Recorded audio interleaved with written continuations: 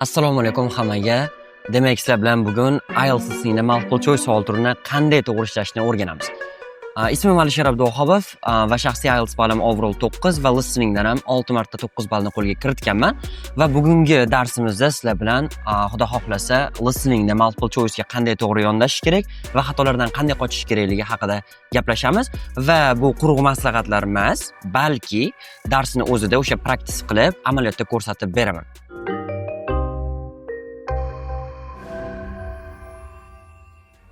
Demak, hozir biz IELTS Real Exam'da tushgan listening part 3 ni multiple choice savol turiga, ayniqsa o'sha part 3 da, sababi ko'pchilik part 3 ni qiyin deb topadi, multiple choice bo'lgani uchun ham. Va multiple choice ni o'zida ham, misol uchun bir nechta muammolar bor o'quvchilarda, keling avval shular haqida gaplashamiz. Xo'p, birinchi navbatda muammo nimada? Men bu yerga yozib ketsam bo'ladi. 3 top mistakes in IELTS listening. Okay. Xo'p, bular nimalardan iborat? Birinchisi, not reading the questions carefully. Xo'p, birinchidan o'zi multiple choice nima? Savolga javob berish. Sizga savol beriladi va 3 ta variant turadi. Xo'p, birinchi katta muammo shunchaki o'quvchilarda faqat highlight qilib ketaveradi-da, savolni to'g'ri tushunib olmaydi. Siz agar savolni to'g'ri tushunmaydigan bo'lsangiz, audioni necha marta eshitganingizning foydasi yo'q, to'g'ri javobni topa olmaysiz. Endi ikkinchi qilinadigan xato bu yerda hop, highlighting unimportant words. O'sha highlightingni aytgandim. Kerakli so'zlarni ham highlight qilish, o'sha the article-ni ham, a article-ni ham hammasini highlight qiladi-da, keyin o'zini confuse qiladi o'quvchilar. Mana shu highlight qilsam, hamma so'zni highlight qilsam esimda qoladi, men yaxshiroq e'tibor qarata olaman deb o'ylaydi. Aslida unaqa emas. Va oxirgisi, demak, 3-muammoimiz worrying too much beforehand. Ya'ni boshidan o'quvchilar juda ham ko'p worry qiladi. O'tkazib yuborarmikinman, qiyin bo'larmikin, oson bo'larmikin, tez bo'larmikin. Shu narsalarni worry qilaveradi-da, xavotirlanaveradi. Ana undan keyin har qanday test bo'lishidan qat'iy nazar baribir o'sha xatolarni qilaveradi. Keling, ana endi yechim nima? Va o'sha yechimni men praktikasini o'zida ham ko'rsatib beraman. Xo'p, endi 3 solutions. Xo'p, choice ham to'g'ri bo'ladi. Xo'p. Demak, 3 ta yechim nima? Birinchisi expectation. Expectation deymiz bu narsani, expectation degani kutish degani. Ya'ni bu qanaqa kutish bo'ladi? Mana misol uchun deylik, siz vaqt berildi deylik, 30 sekund, 45 sekund yoki 1 minut vaqt berildi deylik. Siz prosta qarab turib yoki prosta highlight qilib ketmasligingiz kerak-da. Shu variantni menga qanaqa yetkazib berish mumkin speaker? O'shini oldindan expect qilishingiz kerak. Ya'ni bu narsa expectation deyiladi va educated guess bo'lish kerak. Misol uchun sizga result section bo'lsa, to'g'ri javob, sizga to'g'ri result section demasligi mumkin. Oxirgi qism deyish mumkin yoki o'sha outcomes deb, bu ikkinchisi, mana synonyms deydi. Okay. Sizga sinonimlar yetkazib berish mumkin. Ko'p holatda 90% holatda multiple choice'ning javoblari sinonimlar bilan chiqadi. Ya'ni sizga aynan o'sha so'z emas, balki o'xshash so'z bilan yetkazib beradi. Va expectation'ni mana sinonimga o'xshash taraf shundaki, paraphrasing qilib berishi sizga. Okay, misol uchun deylik, o'sha aytgandek results sectioni, oxirgi section, misol uchun ending chapter deyish mumkin yoki savolni o'zini deylik, misol uchun sizga paraphrasing qilib berish mumkin. Shu narsa expectation deyiladi va sinonim bo'ladigan bo'lsa, mana bu bor so'zni o'zini boshqacha so'z bilan yetkazib berishi. Va oxirgisi bu yerda elimination qolar ekan bizda. Eliminations. Noto'g'ri javobni eshitishingiz bilanoq noto'g'riligini bilsizmi, o'chirib yuborish kerak. Chunki sizga u chalg'ituvchi bo'lib, distraction bo'lib turishi mumkin. Va yana bitta narsani aytib o'tishim kerak bu yerda. Noto'g'ri variantni ham bor so'zni ishlatib sizni aldashga harakat qilish mumkin. Misol uchun deylik, tasavvur qiling, javob mana bu yerda noto'g'ri javoblardan bittasi B deylik, mana style of writing. Writing haqida nimadir gapirishi mumkin. Writing haqida, misol uchun writing deb ketish mumkin. To'g'ri paraphrase qilmasdan, sinonim ishlatmasdan sizga noto'g'ri javobni ichidan so'z olib turib yetkazib berishga harakat qilish mumkin. O'sha paytda kontekstga qaramasdan, ma'nosiga qaramasdan bosiravermaslik kerak, okay? Qarang, misol uchun hop writing degan so'zni eshitdim-ku, lekin men shu tanlayotgan javobim savolga to'g'ri tushadimi? Degan savolingizga agar javob yo'q bo'ladigan bo'lsa, u javobni ham eliminate qilishga to'g'ri keladi. Xo'p, ana endi mana sizga 3 ta xatoni aytdim va 3 ta yechimni ham ko'rsatdim. Keling, ana endi Siz 1 minutni ichida yoki 30-45 sekund qancha vaqt berilsa ham sizga o'shani ishida savollarga qanday yondashish kerakligini ko'rsataman. Xo'p, qarang. Birinchidan aytgandek savollarni o'qib olish kerak. Hop, what parts of Casey's dissertation has the tutor just read deyapti. Qaysi qismini o'qidi? Mana, o'qib tugatgan joyi kerak. Qarang, men sizga hozir yozib ketaman. Endi siz real examda, practice'da, mock testlarda yozib olishga vaqtingiz bo'lmaydi va yozib olish uncha ham kerak emas o'zi aslida. Lekin bu dars bo'lgani uchun siz miyingizda qilishingiz kerak bo'lgan narsani men bu yerda yozib beraman. Quruq bo'lmasin-da, keling yozib bering. Shu o'ylashingiz kerak bo'lgan narsani men bu yerga yozib ketaman. Shunda sizga o'zingizga ko'zga ko'rinarli bo'ladi, nimani o'ylashingiz kerakligi. Casey'ni dissertatsiyasini qaysi qismini tutor o'qib bo'ldi. Demak, bu yerga already read, right? Allaqachon o'qib bo'lgan joyi kerak sizga.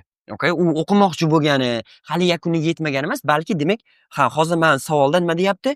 O'qib bo'lgan joyi kerak. Siz shu narsani xayolingizda expect qila olsangizgina, bu xuddi mehmon kutishga o'xshaydi. Uyingizga mehmon kelayotganini bilsiz, oldiga nima qo'yishni bilasiz. Multiple choice'da ham, har qanday savol turida ham, siz nima, misol uchun nima kutishni bilmaysiz, nima qo'yishni bilmaysiz. Xo'p, mana bu yerda result section turibdi. Bu yakuniy qism. Introductory chapter degani bu kirish qismi va review of the literature deyapti. Bu adabiyotni review qilib chiqish, qayta ko'rib chiqish. Demak, bizga o'qib bo'lgan joyi kerak dissertatsiya. Va mana bu yerda ham ikkinchi savolda ham qarasangiz, what did the tutor like about Casey's work? Casey'ning ishi haqida tutor nimani yoqtirdi? Misol uchun, like degan so'zni mana expect qilish kerak. Sizga like deb beradimi? Katta ehtimol misol uchun love, enjoy deyish mumkin, to'g'rimi? Yoki favorable aspect, ya'ni shunga o'xshagan so'zlardan foydalanadi. O'zingiz bilasiz, misol uchun baribir multiple choice'da qiynalsangiz ham sizda experience bor, nima qilish kerakligini bilasiz va ba'zida misol uchun o'sha xatolar, doimiy xatolar sizda doim o'sha to'g'ri javobni topishdan olib qolayotgan bo'lishi ham mumkin. Okay? Xo'p, organization degani tuzilishi. Xo'p, sizga organization demasa, misol uchun qanaqa tuzilish, misol uchun structure deyish mumkin yoki boshidan oxirigacha deyish mumkin, right? The style of writing, yozuvni qanaqaligi, misol uchun academicmi, formalmi, informalmi, complexmi, easymi? The use of resources, qanaqa manbalardan foydalangan, kimi ishlaridan foydalangan. Va 23 da ham, misol uchun Casey and the tutor agree that she needs to, qarab turing, mana bu yerda qilishi kerak bo'lgan ish. Hali she still needs to do this. Misol uchun hali qilish kerak shu ishni. Bu tugatmagan. Tem bo'lib bu yerda Casey bilan tutor aytyaptimi? Ikkovi ham rozi bo'lyapti. E'tibor bering. Ya'ni bittasi qarshi chiqib, bittasi rozi bo'ladigan bo'lsa, u javob emas yoki ikkovi ham qo'shilmaydigan, keling mana shu narsani biz tashlab ketamiz deydigan joy bo'ladigan bo'lsa, bu javob noto'g'ri bo'ladi. Ya'ni qaysi birida mana ABC ni qaysi bir variantda shu narsani aytadigan bo'lsa, o'sha javob noto'g'ri bo'ladi. Boya aytgandek elimination. Xo'p, endi library research deyapti. Bu degani kutubxona tadqiqot qilish kerak deyapti. Record more data, ko'proq ma'lumotni rekord qilib olish kerak, yozib olish kerak, to'plash kerak. Va narrow down her topic deyapti. Topikni qisqartirish kerak. Narrow down degani reduce degani. Okay? Va shulardan qaysi birini qilish kerakligini mana Casey bilan tutor bir-biri kelishyapti. Yana aytaman, mana va siz misol uchun bunaqa ko'p mulohaza qilib, bunaqa yozib olishga vaqtingiz bo'lmaydi, bilaman. Yana bu narsani tushunib oling, bu dars siz o'ylashingiz kerak bo'lgan narsani mana exam davomida yoki practice davomida o'sha narsani men bu yerga yozib ketyapman. Okay? Why does the tutor give an example from his own experience? Tajribasidan kelib chiqib, nimaga o'zini example-ni beryapti? Okay? Qisqa qilib aytganda, why is he talking about himself? O'zi haqida nimaga gapiryapti bu? Okay? Nimaga o'zi haqida gapiryapti? Misol uchun, qanchalik muvaffaqiyatli bo'lib ketganini ko'rsatish uchun, misol uchun, qara deydi, men mana bu quyi pozitsiyadan boshlaganman deydi, mana bu levelga chiqdim deb yetkazib berish mumkin sizga. Endi men misol uchun, men muvaffaqiyatli bo'lib ketdimni to'g'ridan to'g'ri yetkazib bermasligi mumkin. Boya aytganimdek, expectationlar zo'r ishlaydi. Ya'ni mana shu variantni menga qanday yetkazib bergan bo'lardi? Bunday xayolingizda shu paytgacha o'zi shunga o'xshagan multiple choice'larni sizga qanaqa qilib yetkazib berdi va katta ehtimol bilan navbatdagi speaker ham xuddi shunaqa yo'lda yetkazib beradi sizga. Va illustrate how times have changed. Davrlar qanaqa o'zgarganini ko'rsatib beryapti va to encourage Casey to do something similar. Casey'ni ham xuddi o'zi nima qilgan bo'lsa, o'sha narsani qilishga undayapti. Ya'ni qaysi yo'lni bosib o'tgan bo'lsa, Casey ham mana meni yo'lim bu yerda, sen ham shu narsani qilishing kerak deb undayapti. Shulardan qaysi birini ko'rsatib berish uchun o'zi haqida gapiryapti mana bu tutor o'zi. Casey would like the tutor to advise her on her something deyapti. Okay. She needs help with, ya'ni nimaga yordam kerak bunga? Okay? Ya'ni tutordan so'rayapti, men misol uchun men unda qiynalyapman, men unga yordamingiz kerak yoki men anaqa narsa topa olmadim. Okay, men sizni shu bo'yicha yuzlanish bo'yicha to'g'ri odamni bilaman deb sizga shunaqa yo'lda yetkazib berishi mumkin. Va layout deyapti. Bu degani dizayn degani.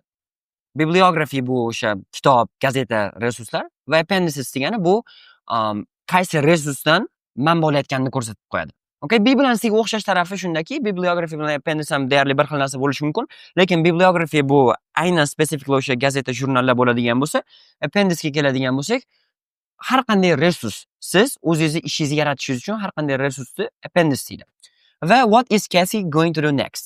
Cassie'ni navbatdagi qiladigan ishi nima? What is her,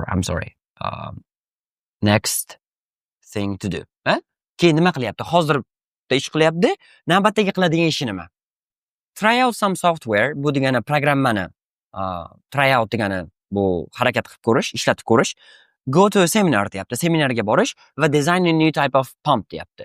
Yangi nasos turini dizayn qilish. Shulardan qaysi birini keyin qilmoqchi? Ya'ni hozir men mana shuni qilmoqchiman, tezroqda qilmoqchiman yoki mana shu ishni qilib turib, keyin bunisiga o'taman.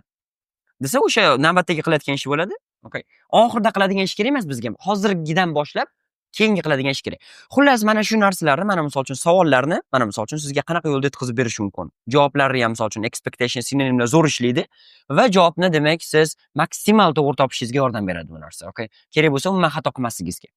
Xo'p, ana endi keling, without further ado, let's get to it. Okay. First, you have some time to look at questions 21 to 26. Okay. Mana 21 dan 26 gacha qaradi. O'sha qaradigan joyida men misol uchun shu narsalarda bir ko'z yugurtirib, okay, hamma harfni tagiga chizish shart emas. Okay, asosiysi keywordlarni men misol uchun tagiga chizsangiz bo'ladi. Xohlasangiz men highlight bo'yicha ham aytadigan bo'lsam, mana part, dissertation o'qib bo'lgan joyi kerak bizga, misol uchun. Bu yoqda tutor like, okay? Keyin bu yog'i mana ikkovi agree bo'ladigan joyi kerak. Va nimaga o'zidan kelib chiqib experience dan example beryapti va qanaqa advice kerak bunga? Keyingi qiladigan ish kerak. Aytmoqchi bo'lganim, hamma narsani ham misol uchun tagiga chizaveradigan bo'lsangiz, u tagiga chizmaganingiz bilan bir xilda. Tushunarsiz? O'zi tagiga chizishdan maqsad, highlight qilishdan maqsad qaysidir so'zni ko'ziga ko'rsatib qo'yish bo'ladigan bo'lsa, hammasini tagiga chizadigan bo'lsangiz nima bo'ladi yoki ko'p so'zlarni tagiga chizadigan bo'lsangiz, undan ko'ra chizmagan yaxshiroq. Xo'p, demak, specifically multiple choice ga e'tibor qaratyapmiz. 21 dan 26 gachandiri biz ko'rib bo'ldik. Now listen carefully and answer questions 21 to 26. Hello, Kathy. How's your dissertation on water pumps going? Not too bad, thanks. I'm getting on well with the literature review now, and my lab works. Literature review ni hozir ko'rib chiqyapman dedi. Okay? Ya'ni hali tugatmagan bu. U tutor o'qish tugul, bu o'zi hali tugatmagan, okay? She is still, misol uchun men sizga explanation berib ketadigan bo'lsam, doing that. Hali ham o'sha ishni qilyapti. Misol uchun mana noto'g'riligini eshitdingizmi? Siz endi bu pauza qilib, to'xtatib, yozib olib turib, tagiga chizmaysiz. Shu miyangizda aytganimdek process qilishingiz kerak bo'lgan narsalarni yozib ketyapman, quruq gap bo'lmasligi uchun. Va siz javob noto'g'ri bo'ladi bu yerda. Sababi hali tugatmagan u qiz. Okay? Qanday qilib hali tugatmagan narsasini tutori o'qib tugatadi. Okay? Fine so far. Oh, that's good. Remember, you should aim to have your results section completed by the end of next month. Qarang, result sectionini keyingi oyning oxirigacha tugatishing kerak deyapti. Qarang, bu degani hali keyingi oy tugatish kerak ekan. U keyingi oy tugatish kerak bo'lgan narsani qanday qilib bu tutori shu paytgacha o'qib bo'lgan bo'ladi. Va shu narsani ham bu yerda javobimiz javob noto'g'ri bo'ladi. Sababi this should be completed by the end of the next month. Misol uchun. Qarang, noto'g'ri javobni mana eliminationni qo'yganingizdan keyin mana endi to'g'ri javob chiqmasidan oldin siz to'g'ri javob nimaligini bilasiz. Javobimiz B bo'ladi. Okay? Chunki C hali ham davom ettirilyapti. A keyingi oygacha tugatilinishi kerak.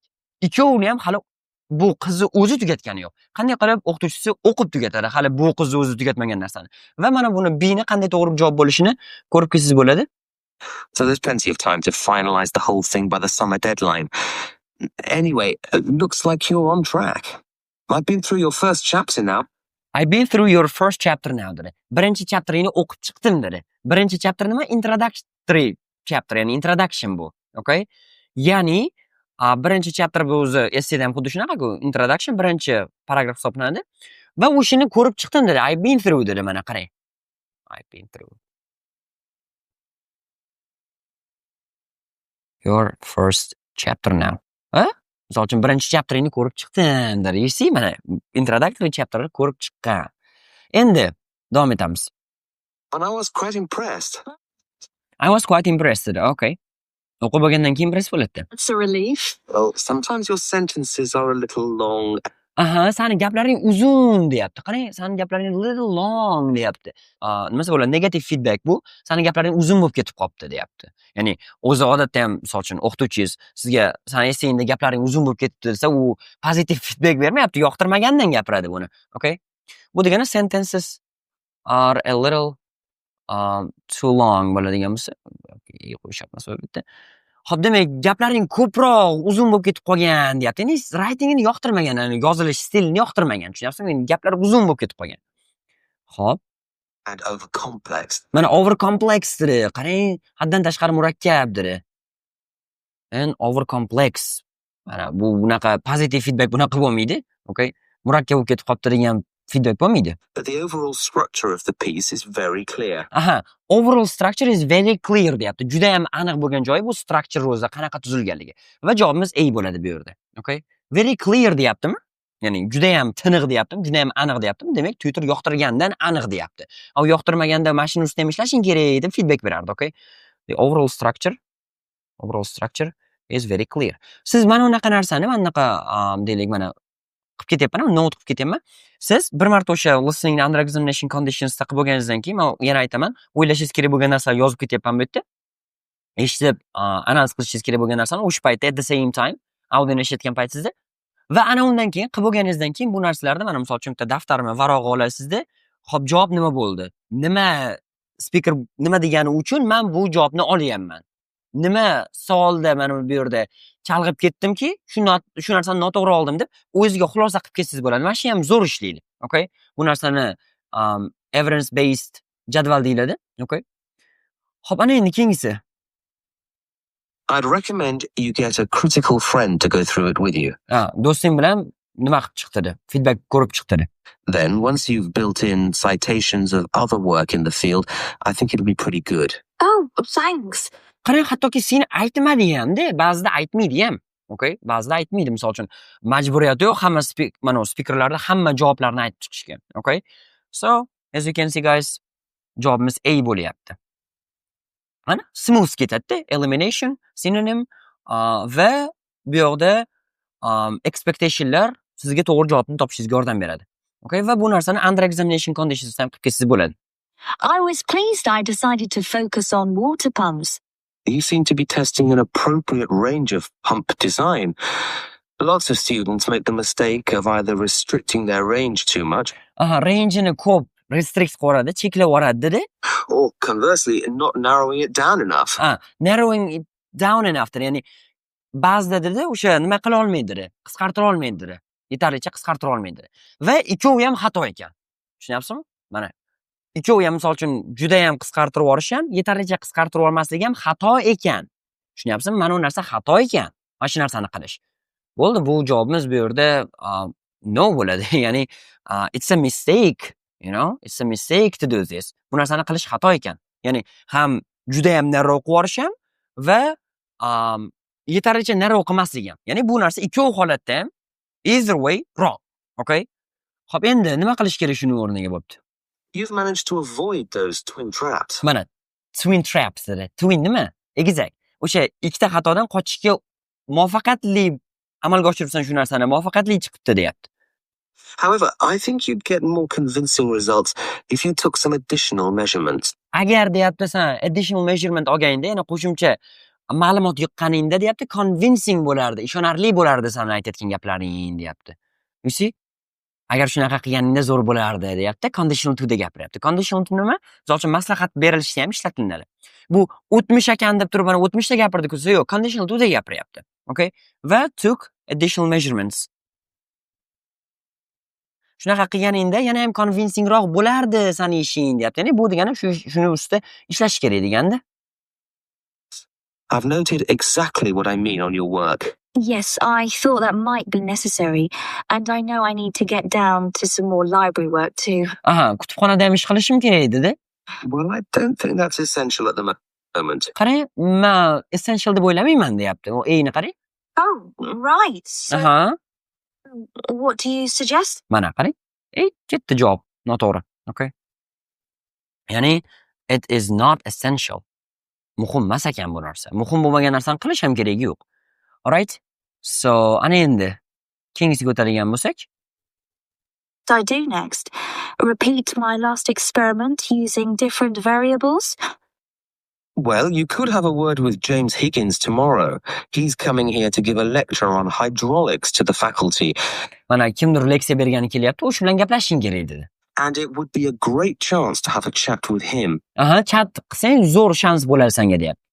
especially as your experimental work has drawn so heavily from his last article in the British Engineering Journal. Oh, fantastic. And you never know how successful a chat with him might turn out to be. Boya aytdimmi? Noto'g'ri variantdagi so'zni to'g'ridan to'g'ri ishlatib qo'yish mumkin sizga. Misol uchun successful degan so'zni mana bu yerda ishlatyapti. Speaker ham successful deyapti. Lekin eng javobda nima degandi? O'zini experience-dan kelib chiqib nimaga bunaqa deyapti? O'zini mana Twitter o'zi qanchalik muvaffaqiyatli bo'lib ketganini ko'rsatish uchun experience haqida gapiryapti deyapti. Bu yoqda aytyapti, speaker o'zi nima deyapti? San chat qilsang deyapti, qanchalik muvaffaqiyatli bo'lib ketishini tasavvur ham qila olmaysan deyapti. U muvaffaqiyatli degan so'z Twitterni o'zini muvaffaqiyatli bo'lib ketgani emas, balki boshqa leksiya beradigan odam bilan gaplashish qanchalik muvaffaqiyatli bo'lib ketishi mumkinligini gapiryapti bu yerda. Demak, bu yerda qarasangiz present perfect ishlatyapti, right? Va speakerni o'zi bu yoqda modal fe'l ishlatib kelajakka reference qilyapti. Zamonida ham farq bor bu yerda. Okay? Xo'p, demak, javobimiz bu yerda eng noto'g'ri bo'ladi, okay? It's not about how successful he has become, balki bu chat qanchalik muvaffaqiyatli bo'lib ketishi mumkinligi haqida. Вообще boshqa narsa u. Bir dunyo farq bor. I got my first research post when I was a final year student, Mana final year studentligimda birinchi marta o'sha nima qilganman dedi. Chiqargan ekan ishini. and asked a visiting professor to explain what he meant in some article he'd Qarang, bu hamchi o'sha ekspert odamni oldiga borgan ekan maslahat so'rab. written. So I urge all my students to take any such opportunity that arises. Qarang, qanaqa shunga o'xshagan imkoniyat bo'lib qolsa, menda bor bu imkoniyat deyapti, o'sha professorga gaplasha olish imkoniyati. Men o'shani urge qilaman dedi, ya'ni undayman dedi. Ya'ni bu degani C bo'ladi, ya'ni kasiga o'shanaqa ish qilishini undayapti. Ya'ni something similar, such an opportunity dedi-ku. Keyin qarang, buni o'zi ham professor o'zi ham imkoniyat bo'lganda o'sha o'zidan yuqoriroq professor bilan gaplashgan o'quvchiligi paytda va kasiga ham xuddi shunaqa qilishni maslahat beryapti. Qarang, leksiyachi keladi, sen o'sha bilan gaplashishing kerak dedi. Va bu yerda urge degan so'zni ishlatdi va keyin take such an opportunity. Ya'ni shunaqa imkoniyatdan foydalanish kerak, shunaqa imkoniyatdan olish kerak. Va ko'rilishicha B nimaga noto'g'ri bo'lar ekan? Times have changed. Times have changed deyapti. Davrlar o'zgardi deb qizni o'zi aytyapti. Professorga вообще aloqasi yo'q buni. People like that are too busy to talk to mere students these days. I don't. Hozirgi kunda deyapti, professorlar gaplashishga o'quvchilar juda ham bandisi. I don't know about that deyapti. Men bilmayman u narsa haqida deyapti, okay? Mana vaqt o'zgargani haqida hech narsa bilmayman deyapti. Okay, I don't know about that. Endi keyingisiga keladigan bo'lsak, nimada maslahat berish kerak Twitter? Anyway, O'zi ikkita savol qoldi. is there anything else I can help with? Any practical information about layout, perhaps? Misol uchun layout haqida maslahat berishim kerakmi desa? Well, I suppose I'm a bit unsure about how the bibliography should be presented. Mana bu yerda o'sha qiz, mana female speaker boshqa yoqqa buryapti gapni. Misol uchun layout haqida yordam berarman balki desa, o'sha bibliography haqida nima qilishini bilmayapti ekan. Ko'rilishicha B bo'larmikin. Mind you, I can just check what's normally done in journal articles, so that's not something to bother you with. Men seni bu bilan bezovta qilib o'tirmayman dedi. Bibliography bo'yicha, okay? Mana. Xo'p, bu yerda o'sha layout o'sha yarim yo'lda qolib ketdi, hech narsa gapirilmasdan. Misol uchun, bozor you esa, misol uchun seni bezovta qilib o'tirmayman dedi. Endi appendixga qanaqa yordam kerakligini bir eshitib olaylik-da. I'd welcome some guidance, though, about what I should or shouldn't include in the appendices. Mana. I know some things. Ba'zi narsalar bilaman appendix haqida dedi. Some of my data tables or details of specs perhaps are not really needed in the main body of the text, and I'm likely to be pushed for words there. Okay, I can certainly help you with that. I can certainly help you with that dedi. Sanga o'sha joyda yordam beraman dedi. You see, C javob bo'ladi yana. Help you with that. Okay. Endi oxirgisiga keladigan bo'lsak, Cassie nima qiladi? Oxirgi multiple choice savolimiz bu yerda. But it will take a while, so can we deal with that next week? Ozgina vaqt ketadi va keyingi hafta qilsak bo'ladimi dedi. I've got that solar panel seminar to go into in a few minutes. Qarang, professorda o'zi borar ekan seminarga. Bu yoqda Cassie-ku. Cassie kim edi? Bu qizni o'zi edi. Okay? Ya'ni seminarga kim boryapti hozir? Tutor o'zi boryapti. Okay? Xo'p, demak, the tutor is going to a seminar. Okay? U adashtirmaslik kerak. Aytdim-ku, noto'g'ri javobni ham kerak bo'lsa o'sha bir xil so'zni ishlatib sizga chalg'itishga harakat qilishi mumkin. Lekin bu yerda seminar degan so'zni eshitib qolib, seminarni bosavermaymiz. Okay? Xo'p. There's plenty of work you can be carrying on within the meantime. Sure, that's no problem. I think I'll go and investigate the latest version of the CAD software. Software'ni ko'rgani boraman dedi. Investigate the software. E'tibor bering, investigate degan try out degani. To see if it might help with my pump design experiments at all. Aha, menga yordam berarmikan dizaynimga deb boraman deyapti. Javobimiz bu yerda siz kutgan javob bo'lmasligi mumkin. A bo'ladi javobimiz. Nimaga C emas? C'ni aytdik-ku dizayni haqida desa, yo'q. Birinchi software'ni tekshirgani boradi. To see if dedi. E'tibor bering. To see if shunaqa bo'larmikin yoki yo'q. Dizaynimga o'sha software yordam berarmikin keyinchalik yoki yo'q. Ko'rgani boraman dedi. Bu hozir dizayn qilishga ketmayapti hozir. Hozir borib software'ni ko'radi. Agar ish bersa, keyin dizayn qiladi. Bu o'sha undan mana bu software'dan keyingi qiladigan ishi bu. Bizda savolda nima dedi? Boya aytdim, bu savolga javob berishdi. Multiple choice. Keyingi qiladigan ish kerak. Okay? Xo'p, investigate. Investigate the latest software. Xo'p. Endi C noto'g'riligini sababi bu narsani qachon dizayn qiladi? She will design a new type. Misol uchun, xulosamiz nima bo'ldi? Of pump if the software is good. Software yaxshi bo'lsa, misol uchun after checking, after being checked. Tekshirilgandan keyin yaxshi bo'lib chiqadigan bo'lsagina, keyin nima bo'ladi? Bu dizayn qiladi. Tushunarligi? Mana ko'ryapsiz, multiple choice o'zi siz o'ylaganchalik, misol uchun, juda ham murakkab narsalar yo'q. Shunchaki mana bu aytilgan xatolarni qilmang va mana solutionlarga iloji boricha har praktis qilganingizda amal qilishga harakat qiladigan bo'lsangiz, nur ustiga nur bo'ladi. Va yana oxirgi aytadigan narsam bu yerda siz audioni bu pauza qilib, qaytarib eshitmaysiz. Men qaytarmadim, e'tibor bergan bo'lsangiz, pauza qildim sizga explain qilish uchun. Ya'ni siz aslida under examination conditions tushunib ketishingiz kerak bo'lgan narsalarni explain qilib ketdim. Va mana bu narsalarni ham yozib ketdim-ku. Oxirida siz analiz qilib bo'lganingizdan keyin yozib qo'ysangiz bo'ladi. Misol uchun bir under examination conditions eshitasiz, qilasiz, xatolaringiz ustida ishlashning yagona yo'li shu. Boshqatdan audioni eshitib, kerak bo'lsa shu joylarni daftarchaga yozasiz bo'ladi. Misol uchun savolda nima dedi va speaker nima dedi. Siz bunaqa narsani qilaverganingizdan keyin examda yoki mock testlarda yozib olishingizga ham hojat qolmaydi. Okay? Shunaqa. So thank you everybody for watching this video till the very end. I hope you've learned something useful for your listening, right? Demak, umid qilamanki yangi narsa o'rgandingiz. Xudo xohlasa endi bu narsalarni, o'rgangan narsalaringizni endi amalda qo'llaydigan bo'lsangiz, zo'r ish bo'ladi va multiple choice'dagi muammolaringizga yechim topasiz. Okay? I think that's it. Thank you guys and I'll see you guys very soon.